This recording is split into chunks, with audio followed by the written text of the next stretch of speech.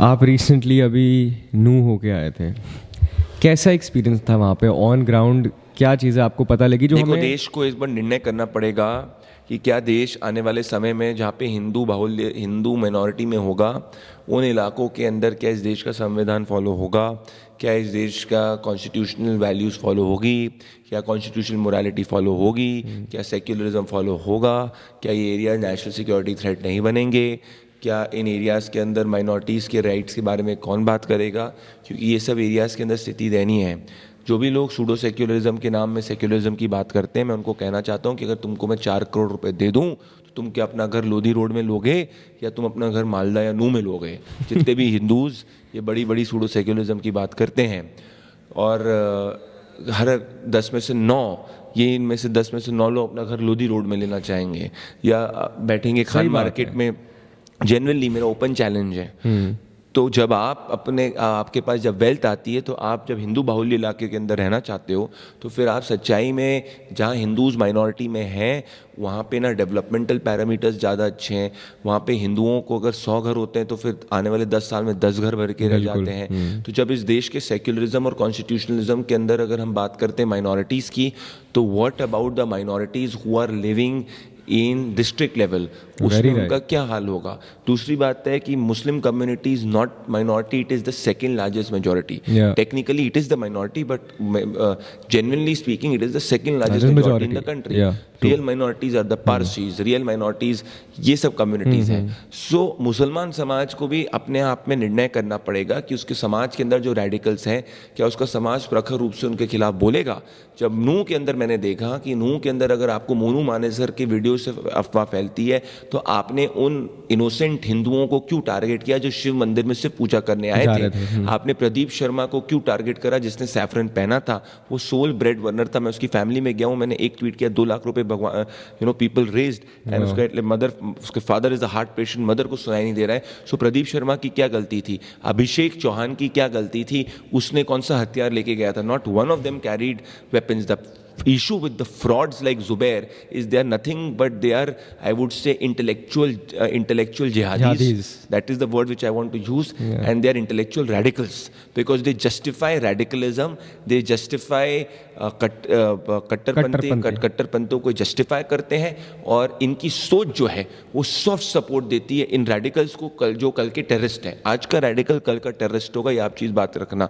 And people like Zubair are more dangerous than those who pelted stone on the road, because these are the people who give the intellectual cover to those who pelted stone on the road. That is what is very important. So my point is, why is the government of the day silent on these likes of Zubair? Because and they are very smart. They will try to put things which are in the domain of the law, which do not break the law, but they will put incite the person on the road. They will softly incite the person on the road. That is what, and they are always faceless. They can never, have an argument. Smita Prakash challenged Zubair to come for an argument. She could not. Yes. And the likes of these guys do not deserve to be challenged also, क्योंकि ये डरपोक है। इनका काम क्या है? इनको कोई ट्विटर पे ट्वीट भेजता है, इनको बाहर से फंडिंग आती है। मैं आपको बता रहा हूँ, जिस तरीके से न्यूज़ क्लिक की फंडिंग का एक्सपोजे हुआ है, जुबैर जैसे लोगों को भी अगर और तहकीकात की जाएगी तो इनका भी होगा। और that is what I can give this to you in writing.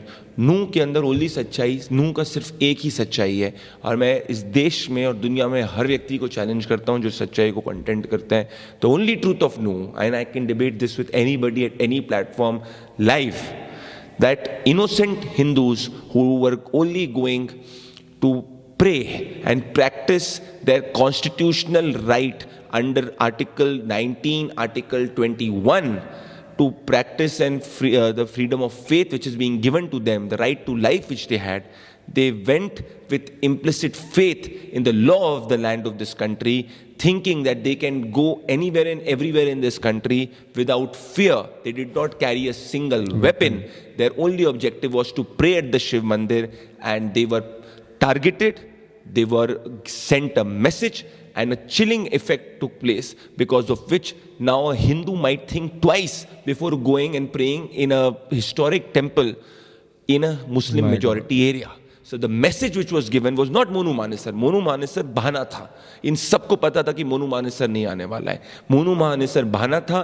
हिंदुओं को एक मैसेज देना था कि तुम हमारे इलाके में हमारे रूल के हिसाब से चलोगे. And these radicals, if the government of the day, if the Haryana government of the day does not act significantly against them, it will send a very long-term message which will embolden these radicals. I am not saying everybody is a radical, but those who pelted stones, those who ensured that Pradeep Sharma and innocent Abhishek Chauhan were killed, those are radicals. Even the face was अरे cut. मैंने देखा है कि अभिषेक चौहान के परिवार से मैंने बात करी, प्रदीप शर्मा के परिवार, अभिषेक चौहान के परिवार से मैंने बात करी कि उसको तो वो तो बचा रहा था, उसके बाद उसके गले से ऐसा सर उसका काटा, उसका सर ऐसा था. उसके बाद प्रदीप शर्मा के वहाँ पे गया था. आपको पता है प्रदीप शर्मा हॉस्पिटल के अंदर अलाइव था.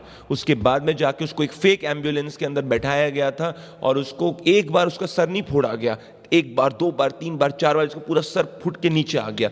ये घृणा है, ये आतंकवादी सोच है कि आप घिन करते हो किसी भी दूसरी कम्युनिटी के व्यक्ति के साथ. और ऐसे रेडिकल्स को तो चुन चुन के मारना चाहिए लॉ के अंदर में. They should be hang to death if you ask me honestly under the purviews of the constitution of India. That is what I am trying to say. And the issue is that we always normalise. Whenever a Hindu is killed, we say कि आपसी मुठभेड़ में मौत हुई. But जब अगर कोई दूसरे की मौत होती है तो आप बोलते हो कि oh there is a chilling effect on the Muslims in India. They are not able to live in a secure manner. India is the only country which provides them a safe, secure, constitutional climate to prosper. This is the country which has, I would say, revered the likes of Shah Rukh Khan. Shahrukh Khan मुसलमानों के support से नहीं बना है. शाहरुख खान हिंदू मुसलमान सबके support से बना है. That is what has to be understood. This the Hindu of this country never looked at the dharma of a star or of a cricketer or of any politician. But when the Hindus by these secular politicians have been treated like second class citizens, then I want to ask, that is the Constitution of India does not apply in letter and spirit to all the people in this country, and if it does, why is the action not taken against those in lieu? अरे सौहार्द और secularism की बात जो होती है हिंदुस्तान के हर नागरिक के लिए इक्वली अप्लाई होनी चाहिए. बिल्कुल, ये मैं कह रहा हूं. और अगर आप कहते हैं कि democracy is is not just the will of the majority but also the voice of the minority, then what about the voice of the minority in the districts when the minority is Hindu? And what about the voice of the Hindu in places like Nuh, Mewat, Malda? That is my question. Wow, that was so moving Pradeep भाई. पता है मैं तो एकदम उसमें ही चला गया आपने जो बात बताई. This is chilling. This is the fact. This is chilling. देखिए, अगर सच्चाई कितनी भी कठोर हो, कटु हो, पर सच्चाई है. आज मैं और आप बैठ के इस वक्त जो है दिल्ली में बात कर रहे हैं, बट मैं आपको बता रहा हूँ कि आज अगर आप मान लीजिए आपकी बहन है या अगर आपकी दोस्त है या आपकी बीवी है, अगर आप उसको बोलेंगे कि चलो नूह घूम के आए, अगर वो जाएगी नूह कोई काम क्या बोलेगा तो आप क्या बोलोगे कॉल करके, थोड़ा ध्यान रखना, नहीं जाना. अगर आप बोलोगे रात को कोई, अगर आपको मैं बोलूंगा कि शाहबाद डेरी की तरफ में चले जाओ, आप क्या कॉल करके बोलोगे? कभी मान लीजिए कोई फीमेल जा रही, ध्यान रखना, आसपास ध्यान रखना, रात को लेट मत होना. बट अगर लोधी रोड में या खान मार्केट में रात को 11 बजे भी घूम रहा होगा कोई, तो आप नहीं बोलोगे कि ध्यान रखना. या बैंड्रा में भी रात को 12 बजे भी आप बोलोगे, आपको एक इम्प्लिसिट फेथ रहेगा. ऐसा क्यों है? This debate has to happen, and the people from the Muslim community needs to speak. Yeah, they need to stand up for. Why are they not standing up? My question is, why are they not standing up? कि इस देश के अंदर 38% मुस्लिम vote हो जाता है कृष्णानगर की constituency में, तो महुआ मोइत्रा उस वोट को कंसोलिडेट करने के लिए और ममता बनर्जी को मैसेज देने के लिए कि भैया मैं उस वोट के कारण जीती हूँ, वो हिंदुओं का अपमान करती ये कहते हुए कि it's a shame on the democracy of this country when a prime minister of the country bows down to religious fairs. और यही फ्रॉड जिस भाषा में बात कर रहे हैं इंग्लिश के अंदर, do they not remember that even in United states of America the church or United Kingdom, all of them respect the church. Yeah. The meaning of religion being separate from state does not mean that you do not revere the people who stand for your own values. Yeah. Hindustan एक सनातन धर्म हमारे देश में है, तभी हमारा देश है. It means that in matters of law, religion will not interfere. That does not mean that you do not respect your religious seers.